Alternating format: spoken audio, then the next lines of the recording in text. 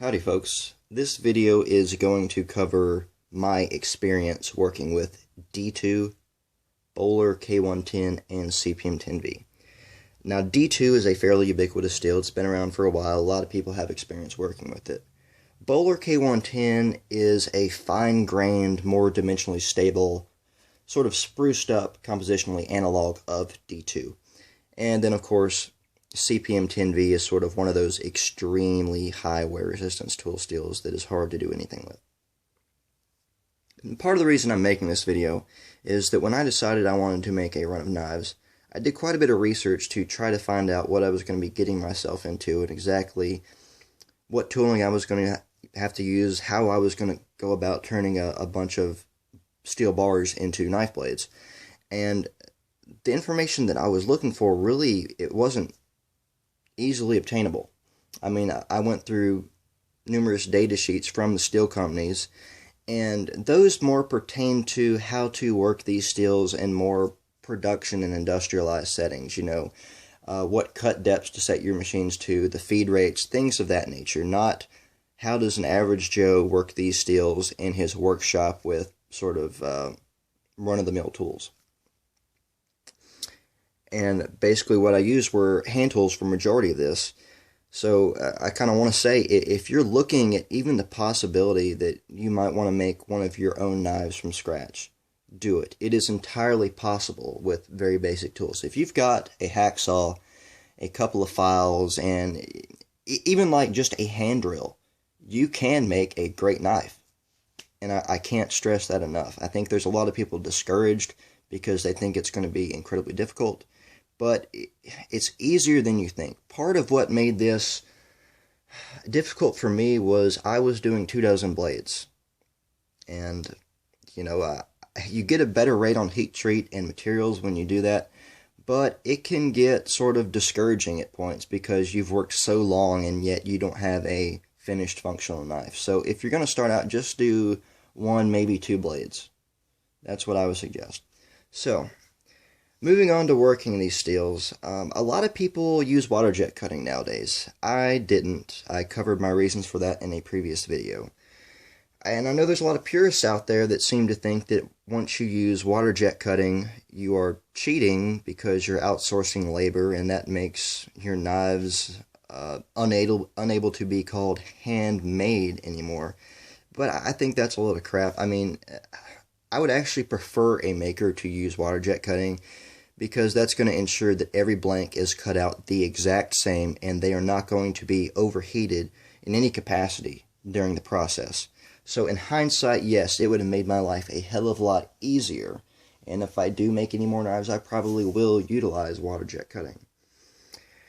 Also, I didn't use a metal cutting bandsaw. I was only making one batch of blades, and I really didn't feel like going out and buying a metal cutting bandsaw just to make one batch of blades.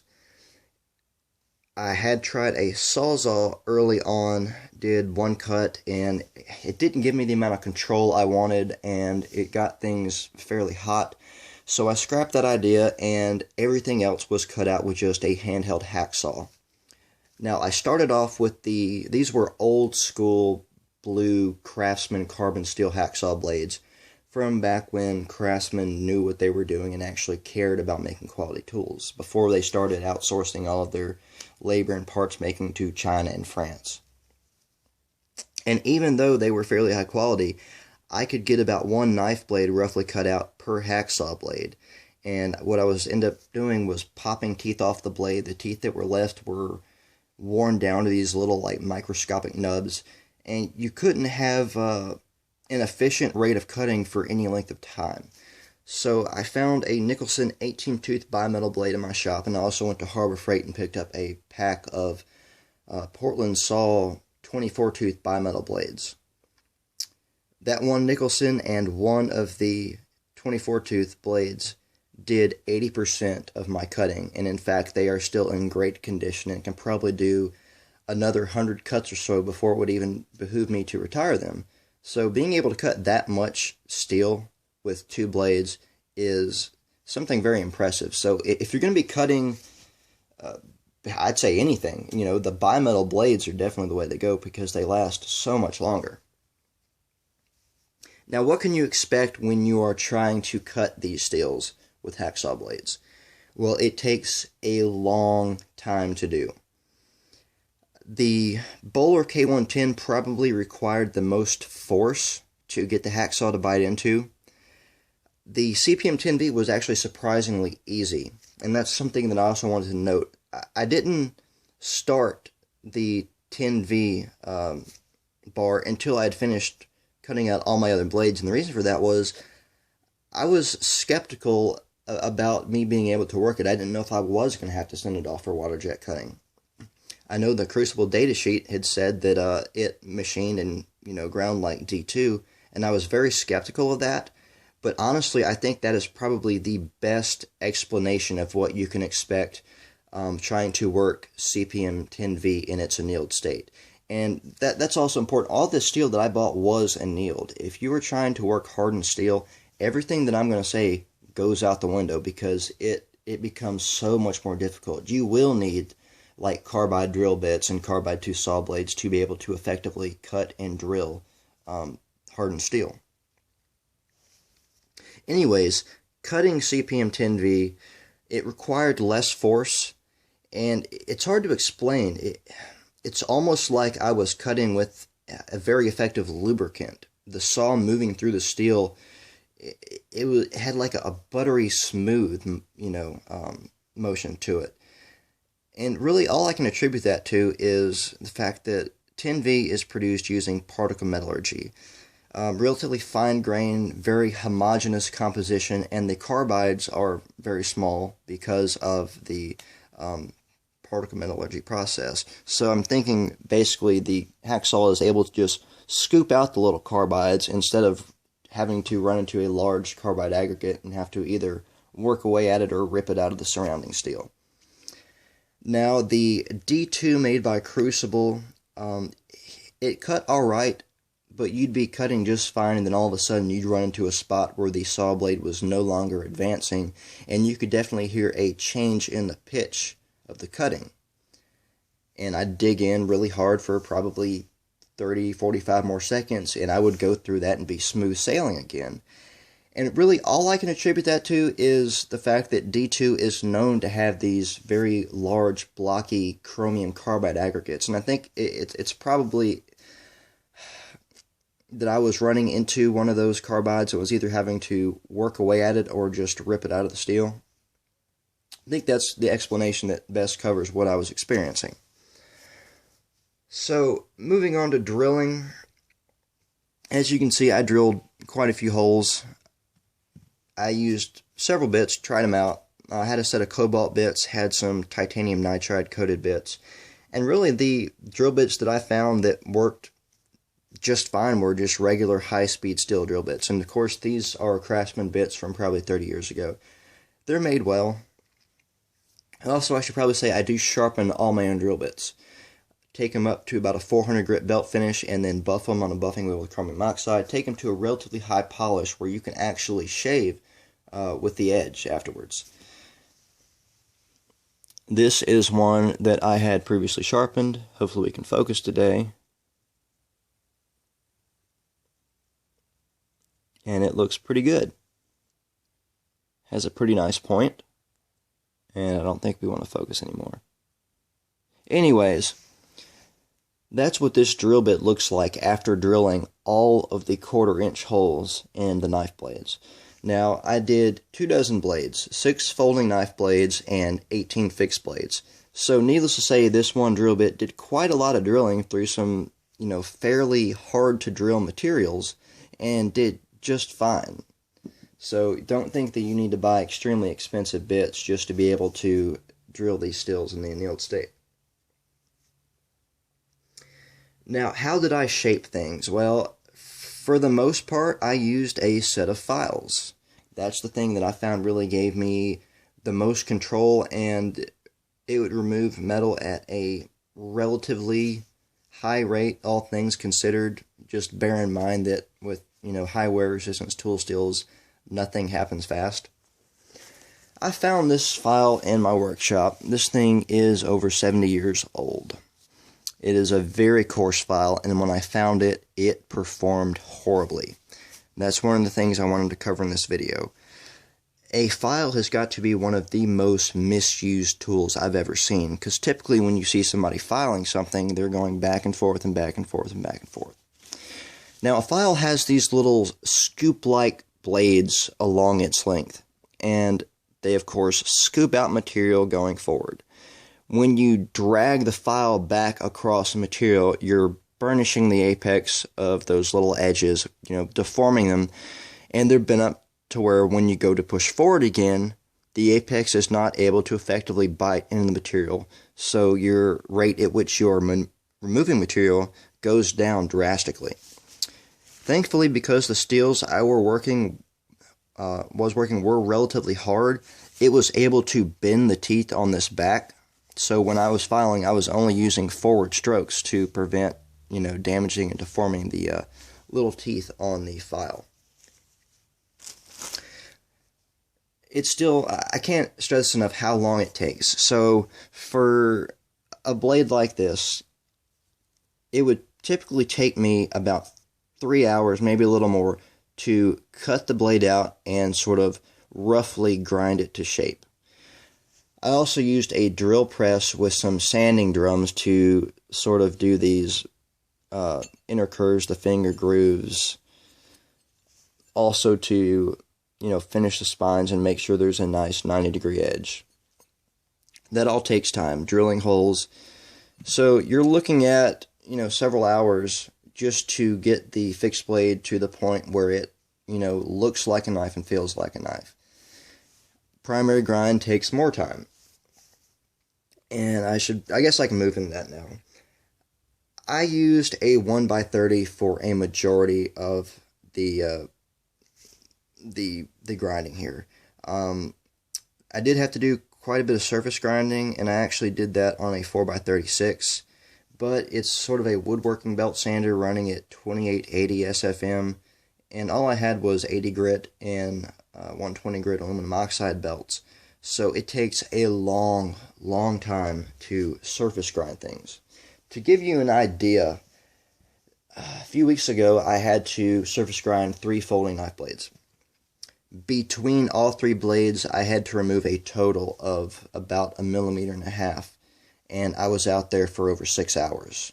So this stuff is very hard to surface grind if you don't have basically a automated like stone grinding wheel that goes over and removes metal like one pass at a time. Part of the reason why it takes so long is because of the way I grind. I do it very slowly and methodically, making sure that I'm not overheating the part at any point. I cool in ice water, do a couple of passes, cool in ice water, to make sure that at no point in time the steel gets above even lukewarm. Also, what took so long is the tolerances that I was taking these blades to. I took them down to 1/100th of a millimeter. Now, I had kept this blade a secret, but I guess if you're watching this far, I'll go ahead and explain it. This is a custom Kershaw Bohler flipper blade, the only one in existence that I know of. This took a long time to design and sort of work out because I had to change quite a few things to make it work. Now, the stock dimensions on Kershaw Bohler, it's a 3.10 millimeter blade stock. This blade is ground to exactly 3.10 millimeters. So I did take quite a bit of time to make sure that everything was going to be precise as possible so this would fit the knife it was going into absolutely perfectly. Doing the pivot holes can be frustrating because they're generally in odd sizes. I think this one was like 4.14 millimeters. So of course you've got to drill it small and then put sandpaper around a bit and then slowly sort of round it out. And that alone can take, 45 minutes to an hour, depending on how small the hole is. Did add some jimping in there. That is done with a hacksaw, and it does look very consistent. Pretty even. Of course, we got a little sharpening choil in there. Another thing that took a long time on this was calculating where the torsion bar hole was going to be. Because the stock blade had a thumb stud, I couldn't very well press it up against this and mark it out with any reliability, so I had to use some trig and some measuring to calculate exactly where that hole was going to be, and that took quite a bit of time.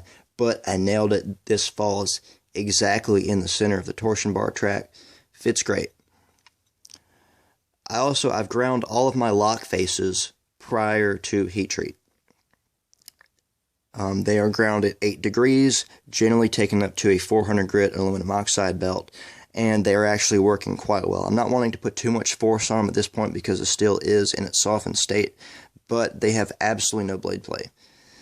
Also nailed the detent holes. The detent functions flawlessly, sucks the blade closed with absolutely no movement. Of course, drilled and tapped a hole for the thumb stud, and let's move into that now.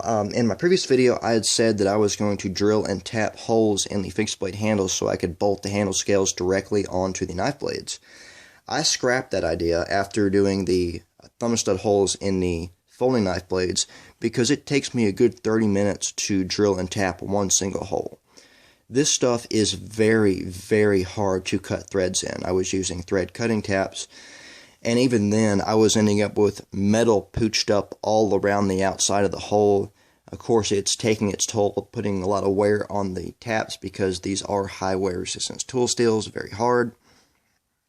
It just wouldn't be time efficient, and I really think I'd do better just using fasteners, so that's what I drilled the holes for. I'm just going to use 1/4 inch fasteners so that I can make my handle scales removable. So now moving on to the primary grinds. The primary grinds were done on a 1x30. The reason for that is it's more efficient, it's cheaper to run, I have a larger assortment of belts at my disposal, and because the belts are only 1 inch wide, it gives me more control over exactly where I'm trying to remove the metal from on the knife blade. Now, of course, if you see somebody grinding with like a 2x72 running at over 7,000 square foot per minute, they can do things relatively fast. My 1x30 can't. So typically, I was using just regular 36 grit aluminum oxide belts to do the primary grind, switch belts, finish it, sort of refine things, cut in the plunge lines, take it to the thickness behind the edge that I wanted. It takes a good 3 hours for me. And of course, I am doing this very slowly, methodically, making sure I keep the blades cool at all times. I'm not running a cool mist or anything because to do that, I will have to modify my sander so I don't electrocute myself. So it takes a long time. I also tried some ceramic belts. The ceramic belts, as far as cutting goes, are in a class of their own. They do things much faster, last much longer. However, they didn't give me as high a level of control.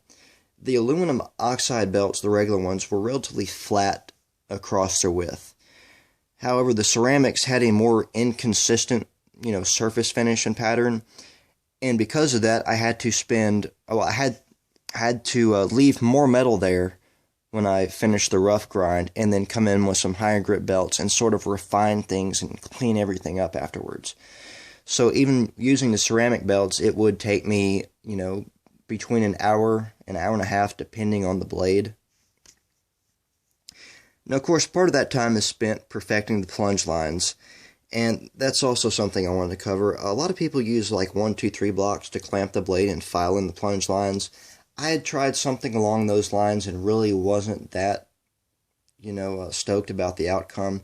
So I ended up doing all the rest actually on the corners of the belt. Now, my 1x30 had a 1 1/4 inch wide platen, so if you can imagine, you've got a 1 inch wide belt and you've got a 1 1/4 inch wide platen. You can't really work on the corners of the belt very well because when you go to get into that corner of the plunge line, the ricasso hits and you can't advance any further.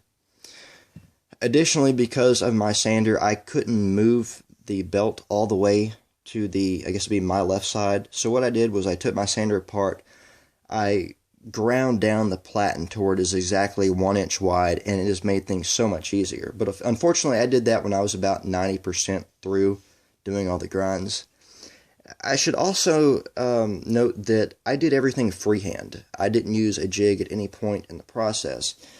And I have my sander bolted to a piece of wood and then clamped to my jaw horse on its side.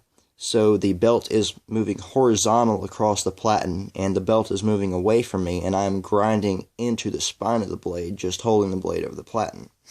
I know there seems to be some debate over whether it's better to grind into the edge or into the spine.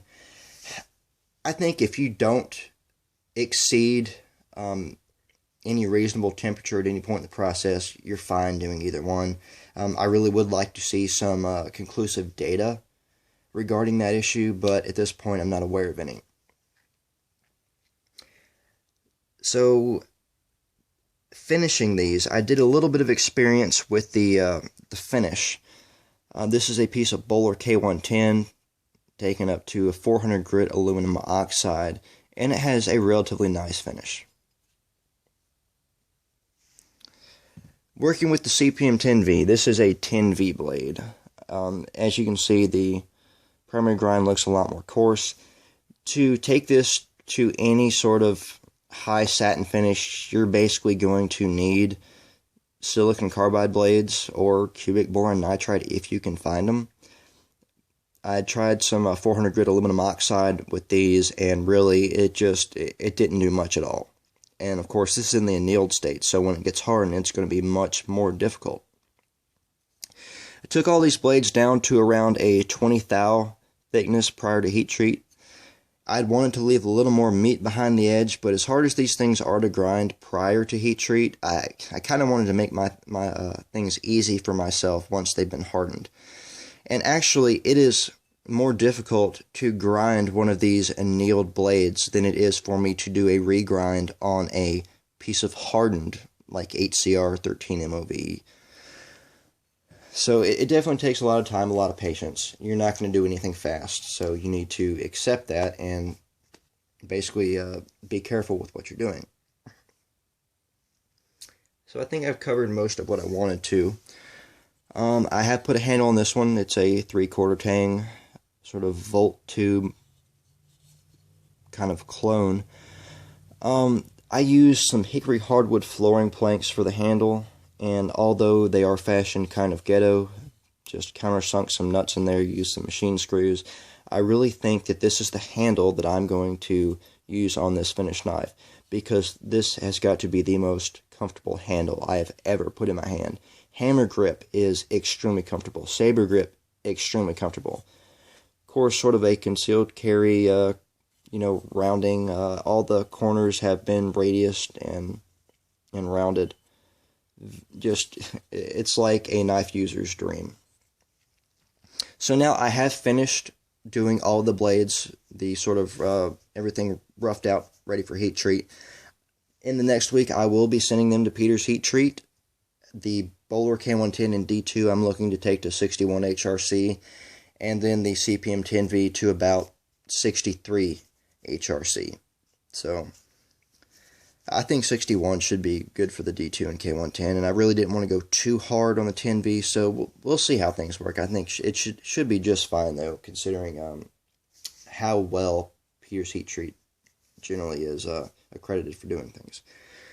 So that's all I got for now, guys. Once I get these back, I will probably be doing some updates as I get time to start finishing some blades, so stay tuned for that. If you have any questions or comments, leave them below, and I will see you soon.